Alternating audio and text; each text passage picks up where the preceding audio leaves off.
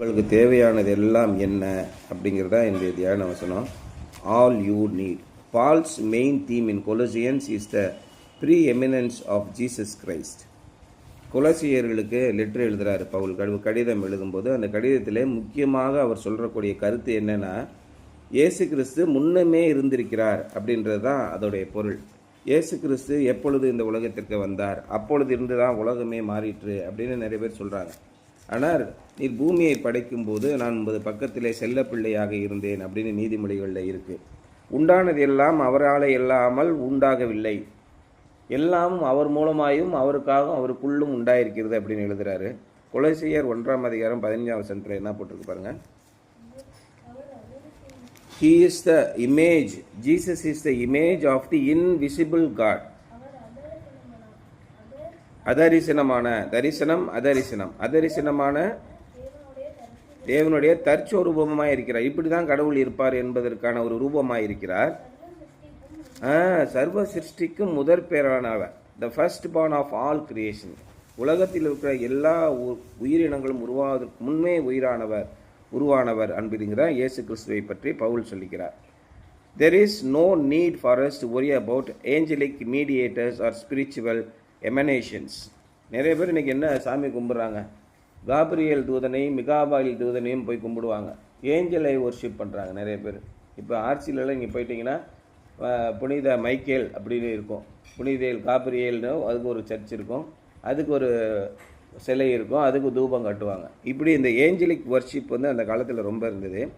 அல்லது அந்த மாதிரி தூதர்கள் தான் நமக்கு இறைவனுக்கு நடுவிலே மத்தியஸ்தம் செய்ய வேண்டும் அப்படின்னு நீங்கள் அதை நினைத்து கவலைப்பட வேண்டாம். அல்லது ஆவிகள் நமக்கு நடுவே உதவி புரிய வேண்டும் என்று நீங்கள் நினைக்க வேண்டாம். Every person who believes in Jesus Christ is save. இயேசு கிறிஸ்துவிலே நீங்கள் மீட்கப்பட வேண்டும் அல்லது நீங்கள் காப்பாற்றப்பட வேண்டும், உங்களுடைய தோல்வியான வாழ்க்கையிலிருந்து நீங்கள் வெற்றி பெற வேண்டும் என்றால் இயேசு கிறிஸ்துவை நம்பினால் போதும். இன்றைக்கி பரிகாரம் என்னெல்லாம் செய்கிறாங்க உலகத்தில், தேங்காய் எடுத்துகிட்டு வரணும், பூ பழம் தட்டு எடுத்துகிட்டு வரணும். ஒரு பிராமணர் ஒருத்தர் கூட ஒரு ரீல்ஸ் போட்டுக்கிட்டே வர்றார் அடிக்கடி. எவங்க சொன்னால் தேங்காயை உடைக்கணும் அப்படின்னு, எவங்க பரிகாரம் சொன்னால்? எந்த வேதத்திலையுமே பரிகாரம் என்பது ஒன்று இல்லை.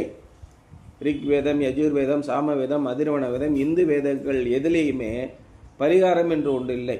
எலுமிச்சம்பழத்தை அருங்க, ஆட்டை பலி கொடுங்க, இதெல்லாம் எதுவுமே வேதங்களில் இல்லை, பரிகாரங்களே இல்லை. எவன் சொன்னால் பூ வைங்க, பழம் வைங்க, தேங்காய் உடைச்சி கொடுங்க, பட்டு புடவை எடுத்து கொடுங்க, ட்ரெஸ் எடுத்து கொடுங்க, ப்ளவுஸ் எடுத்து கொடுங்கன்னு யாருங்க சொன்னால்? எந்த வேதத்தில் இருக்குது அப்படின்னு கேட்டு ஒரு ரீல்ஸ் போடுறார். ரொம்ப ஆச்சரியமாக இருந்தது. இந்து வேதங்களில் எதுலேயுமே பரிகாரம் இல்லை. அப்போ கிறிஸ்தவ வேதத்தில் மட்டும் எங்கே பரிகாரம் இருக்குது? அப்போ நீங்கள் நடைபயணம் போகணுமா வேளாங்கண்ணிக்கு? பரிகாரம் தேவையில்லை. நீங்கள் சாலக்குடிக்கு போகணுமா? பரிகாரம் தேவையில்லை. நாலுமாவடிக்கு போகணுமா? ஜீசஸ் கால்ஸுக்கு போய் காணிக்க போடணுமா? ஒரு பரிகாரமும் உங்களை மீட்காது. அல்லது மோகன் சீலாசரஸுக்கு காணிக்க போட்டால் எல்லாம் தீர்ந்து போயிடுமா? இதையெல்லாம் பொய்யாக போதிக்கிறார்கள். நீங்கள் தேவனுக்கு கொடுத்தால்தான் தேவன் உங்களுக்கு கொடுப்பார். அப்படி ஒரு ஆணியமே கிடையாது உலகத்தில். மிக தெளிவாக சொல்லுகிறார். உன்னுடைய உள்ளத்திலே ஏவப்பட்டு நீ ஆண்டவருக்கென்று கொடுக்க வேண்டும் என்ற விரும்பினால் கொடு, எந்த கட்டாயமும் இல்லை. நீ கொடுப்பதினாலே உனக்கு எல்லா நன்மையும் நடக்கும் என்பதற்கு எந்தவித உத்தரவாதமும் இல்லை.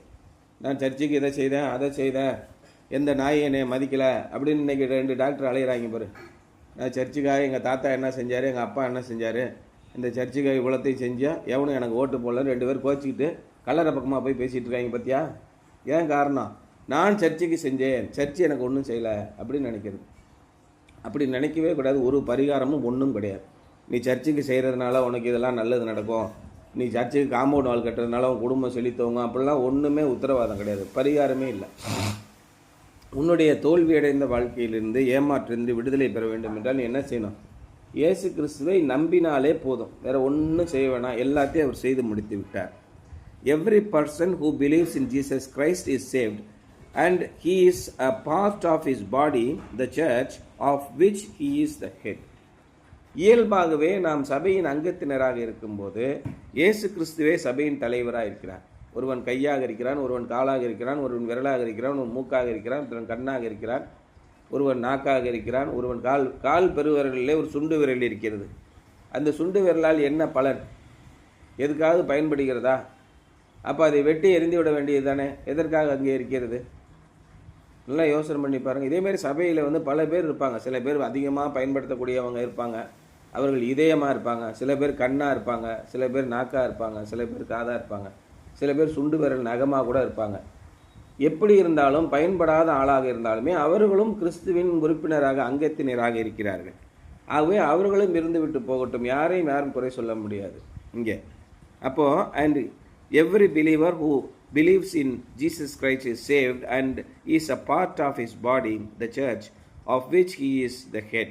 While in an airport waiting for my plane to arrive, I was approached by a young man who wanted to sell me a book. நான் ஒரு ஏர்போர்ட்டில் வெளிநாட்டு போகிறதுக்காக காத்திருந்தேன். அங்கே வந்து என்னுடைய ஃப்ளைட் வர்றதுக்கு கொஞ்சம் லேட் ஆகிக்கிட்டே இருந்தது. அதனால் அந்த ஃப்ளைட் வர வரைக்கும் காத்துக்கிட்டே உட்காந்துருந்தேன். அப்போ ஒரு சின்ன பையன் ஒருத்தன் வந்தான். வந்து, சார் இந்த புஸ்தகம் உங்களுக்கு வேணுமா சார் அப்படின்னு அந்த புஸ்தகத்தை விற்பனை செய்ய முயற்சித்தார். One look at the garish cover told me the book was filled with oriental myths and philosophies. அந்த புஸ்தகம் என்ன இருக்குன்னு அப்படி எட்டி பார்த்தேன். அதில் என்ன இருந்தது? கட்டு கதைகள், புராண இதிகாச கதைகள் இதெல்லாம் இருந்தது. இன்றைக்கி நமக்கு ஆர்வத்தை தூண்டக்கூடிய கதைகள், நாடகங்கள்லாம் என்ன? இந்த இப்போ இவங்கலேருந்து போடுறான்ல, கதை சொல்கிறான்ல டிவியில், டெலிசீரீஸா என்ன சொல்கிறான்? அதில் என்ன சொல்கிறான்? நம்ப முடியாத காட்சிகளெல்லாம் சொல்லுவான். வானத்திலேருந்து குதித்தான், திடீர்னு மலையில் காணா போயிட்டான், செவ்வாய் கிரகத்தில் போய் இறங்கினான். இன்றைக்கி இங்கிலீஷ் மூவிஸ் எல்லாம் வர்றது பூரா என்ன? உலகத்தில் எதெல்லாம் நடக்காததோ அதெல்லாம் காட்டுவான். திடீர்னு அப்படியே வானத்திலேருந்து குதிப்பான், இவன் மட்டும் ஜம்முன்னு பறவை மாதிரி வந்து உட்காடுறான். அன்றைக்கி காட்டினாங்கல்ல, திடீர்னு அடித்தா என்ன ஆகுது? வேகமாக அடி விழுகுது. இப்படி நடக்காததெல்லாம் காட்டுவான். இந்த மாதிரி myths and oriental myths and philosophies, நம்ப முடியாத கட்டு கதைகளை எல்லாம் சொல்லிக்கிட்டு இருக்கான். I have a book here that meets all my needs, I told the young man and I reached into my briefcase and took my Bible. அப்போ நான் சொன்னேன், தம்பி எனக்கு தேவையான எல்லாவற்றையும் கொடுக்கிற ஒரு புஸ்தகம் என்னிடத்திலே இருக்கிறது அப்படி சொல்லி என்னுடைய பைபிளை எடுத்து அவன்கிட்ட காட்டினேன். Oh, we aren't against the Bible, he assured me. Sir, நான் தப்பாக நினச்சிக்காதீங்க, நான் பைபிளுக்கு விரோதியானவன் எதிரானவன் அல்ல. இந்த புத்தகத்தை நீங்கள் படித்து பாருங்கள், நல்லா இருக்கும். இது கதைகளாக நல்லா இருக்கும். இதையும் படித்து பாருங்கள், பைபிளையும் நீங்கள் படிங்க. It's just that we have something more and it makes our faith even better. நேற்று ஐயா சொன்னாங்கல்ல, நாங்கள் போதகராக படிக்கும்போது நாங்கள் கிறிஸ்தவ மதத்தை மட்டும் படிக்க மாட்டோம். இந்து மதத்தை படிப்போம், புத்த மதத்தை படிப்போம், ஜெயின மதத்தை படிப்போம், இஸ்லாமிய மதத்தை படிப்போம், குரானை படிப்போம், பகவத்கீதையை படிப்போம், ரிக்வேதம், யஜுர்வேதம், சாமவேதம், அதர்வேதம், எல்லா வேதங்களையும் நாங்கள் படிப்போம். அந்த கோயில்களுக்கு போவோம். அந்த கோயில்களிலே எப்படி நம்பிக்கை இருக்கிறது, எப்படி அவர்கள் தொழுகை செய்கிறார்கள், என்ன விதமான பலன்களை பெறுகிறார்கள், எல்லாவற்றையும் தான் நாங்கள் படிப்போம். அது மாதிரி நீங்களும் இதை படித்து பாருங்கள், உங்களுக்கு இதில் பிடிப்பு இருந்தால் நீங்கள் பாருங்கள் அப்படின்னு சொல்லி அந்த புத்தகத்தை அவர் கொடுக்கிறார். Nobody can give me more than Jesus Christ has already given. இயேசு கிறிஸ்து எனக்கு ஏற்கனவே கொடுத்திருந்ததை விட அதிகமாக யாராலும் கொடுக்க முடியாது தம்பி. அவ்வளோ விஷயங்களை அவர் கொடுத்திருக்கிறார். எல்லாவற்றுக்கும் பதில் எங்கே இருக்கிறது? நேற்று அதான் சொன்னார், ஞாயிற்றுக்கிழமை என்ன சொன்னார்? எல்லாவற்றுக்கும் பதிலை இந்த வேதாகமம் கொடுக்கிறது. எத்தனை காலங்களுக்கும் பொருந்தக்கூடிய பதிலை கொடுக்கிறது. 2000 வருஷத்துக்கு முன்னாடி என்ன தேவையாக இருந்ததோ அதை இப்பயும் கொடுக்குது. இன்றைக்கி தேவையான காலத்துக்கு தேவையான கேள்விக்கும் பதிலை கொடுக்கிறது.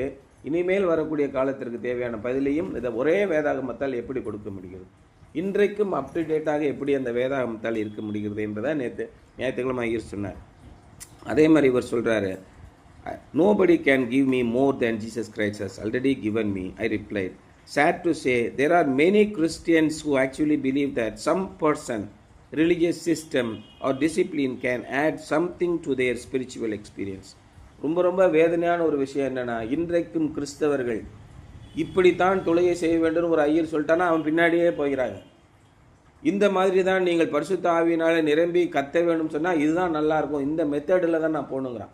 ஒரு ஆள் பின்னாடியோ, ஒரு மெத்தட் பின்னாடியோ, ஒரு சிஸ்டம் பின்னாடியோ, அல்லது இந்த சர்ச்சில் போய் நீ ஜெபம் பண்ணிங்கன்னா தான் அற்புதமான சுகம் கிடைக்கும் என்று ஆலயத்தின் மேல் நம்பிக்கை வைத்திருக்கிறார். வாட்டிக்கன் போனுங்கிறான், ஜெருசலம் போனுங்கிறான், வேளாங்கண்ணி போனுங்கிறான், சாலக்குடி போனுங்கிறான், நாலுமாவடி போனுங்கிறான். இப்படி சபையின் மேல், கட்டிடத்தின் மேல் நம்பிக்கை வைத்தவர்களாக இருக்கிறார்கள். But they already have everything they will ever need in the person and work of Jesus Christ. உள்ளபடியே உங்களுடைய மனிதருக்குள்ளே பரிசுத்த ஆவியானவர் இருந்து இயேசு கிறிஸ்துவை பற்றி எல்லாவற்றையும் முழுமையாக உங்களுக்கு கொடுத்திருக்கிறார். ஆகவே நீங்கள் அங்கும் இங்கும் அலைய வேண்டியதில்லை. உள்ளத்திலே ஜெபித்து கொண்டே இருங்கள், உறுதியாக ஜெபியுங்கள். நீங்கள் என்ன ஜெபிக்கிறீர்களோ, என்ன வேண்டுகிறீர்களோ, அது தேவனுடைய சித்தத்தின்படி 100% உங்களுக்கு கிடைக்கும் என்பதுதான் உத்தரவாதம். இயேசு கிறிஸ்து எல்லாவற்றையும் உங்களுக்கு கொடுத்து விட்ட பின்பு ஏன் உன்னோட பாதிரியார் பின்னாடி போகிறீங்க, ஏன் உன்னோட ஐயர் பின்னாடி போகிறீங்க, ஏன் என்னோட பிரதர் பின்னாடி போகிறீங்க, என்ன விஷயம் அப்படின்னு சொல்லி கேட்குறாரு. ஆகவே நம்ம என்ன செய்யணும்? இன்னைக்கு தலைப்பு, all you need is given already given to you through Jesus Christ. It is that we have something more and it makes our faith even better. Nobody can give me more than Jesus Christ has already given me, but they already have everything they will ever need in the person and work of Jesus Christ. இயேசு கிறிஸ்துவினுடைய கிரியைகள் அத்தனையும் கொடுத்து விட்டார். Something to ponder today.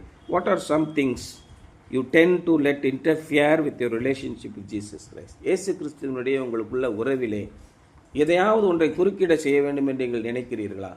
இந்த பாதிரியார் ஜெபித்தால் நல்லா இருக்கும், இந்த கோயிலில் போய் ஜெபித்தால் நல்லா இருக்கும், இந்த 4 மாடிக்கு ஒரு 500 ரூபா காணிக்கை அனுப்பினா நல்லா இருக்கும், ஜீசஸ் கால்ஸில் கூப்பிட்டு ப்ரேயர் பண்ணால் நல்லா இருக்கும், இப்படியெல்லாம் நினைத்து கொண்டிருக்கிறீர்களா? என்ன விதத்தை நீங்கள் இயேசு கிறிஸ்துவுக்கும் உங்களுக்கும் இடையிலே கொண்டு வருகிறீர்கள்? நீங்கள் தேவனோடு தனிப்பட்ட விதத்திலே நீங்கள் ஜெபித்து கொண்டே இருந்தால் நிச்சயமான ஆசீர்வாதத்தை பெறுவீர்கள். எப்பேற்பட்ட சோதனைகள் வந்தாலும் நீங்கள் எந்நேரம் ஜெபித்து கொண்டே இருங்கள். ஆண்டவரே, நாங்கள் இந்த சோதனைக்குள் போயிட்டோம், எங்களை காப்பாற்றோம். நம்ம எப்படி ஜெபம் பண்ணுறோம்? ஆண்டவரே, எங்களை சோதனைக்கு உள்படுத்தப்படாமல் எங்களை சோதனையினின்று காத்துக்கொள்ளும். அப்படி ஜெபிக்கிறோம் இல்லையா? ஒவ்வொரு நிமிஷமும் ஜெபிங்க. நமக்கு வந்திருக்கிற சோதனைகள் எல்லாவற்றிலும் இந்த தேவன் அற்புதமான மீட்பை கொடுப்பார். உங்களுக்கு தேவையான எல்லாவற்றையும் ஏற்கனவே கொடுத்திருக்கிறார். All you need is already given through Jesus Christ and it is in to you and it is inside you. அது உங்களுக்குள்ளே இருக்கிறது. ஆகவே நீங்கள் நடக்கும்போதும், ஓடும்போதும், படிக்கும் போதும், விளையாடும் போதும், ப்ளே பண்ணும்போது ஜெயித்துக்கிட்டே இருங்க. ஆண்டவரே, எங்கள் அம்மாவுக்கு ஹெல்ப் பண்ணுங்க, எங்கள் குடும்பத்துக்கு உதவி செய்யுங்க, நாங்கள் தொடர்ந்து உண்மை ஆராதிக்க எங்களுக்கு உதவி செய்யுங்க. ஜெபித்து கொண்டே இருங்கள், வெற்றியை காண்பீர்கள். அது உங்களுக்கு உறுதியை தரும். நாம் ஜெபித்தோம், நாம் வெற்றி அடைந்தோம். நாம் ஜெபித்திடுவோம், நாம் உழைத்திடுவோம், நாம் உயர்ந்திடுவோம். இருக்கா? தாசரே இத்தரணியை அன்பார் இயேசுவுக்குள் எப்படி சொந்தமாக்குவோம். அப்போ நாம் இயேசுவுக்குள் சொந்தமாக வேண்டும், மற்றவர்களையும் சொந்தமாக்க வேண்டும் என்றால் you must have your own experience. நாம் சோதனைகள் வரும்போது ஆண்டவரை பற்றி கொண்டு ஜெபித்து அதில் வெற்றி அடையும் போது மகா பெரிய சமாதானம் நமக்கு வரும். எல்லாரிடமும் நாம் சொல்லுவோம், சார் நாங்கள் போனோம் சார், பிரியாணி சூப்பராக இருந்துச்சு சார். எப்படி சொல்லுவீங்க? Unless and until you ate the biryani you will never have an experience of the taste, இல்லையா? அதே மாதிரி தான் எப்பயும் நீங்கள் சோதனைகளில் வெற்றி கொள்ளவில்லை என்றால் சோதனைகளில் ஜெயிப்பதற்கான பலத்தை நான் உனக்கு கொடுப்பேன் என்று சொல்லியிருக்கிறார். கேளுங்கள், அப்பொழுது உங்களுக்கு கொடுக்கப்படும். நீங்கள் கேட்டுக்கொண்டே இருங்கள், யாரையுமே குறுக்கே விடாதீர்கள், வெற்றி கொள்ளுங்கள். ஆண்டவர் உங்களை ஆசீர்வதிப்பார். இதான் இன்றைய சிந்தனை. சரியா?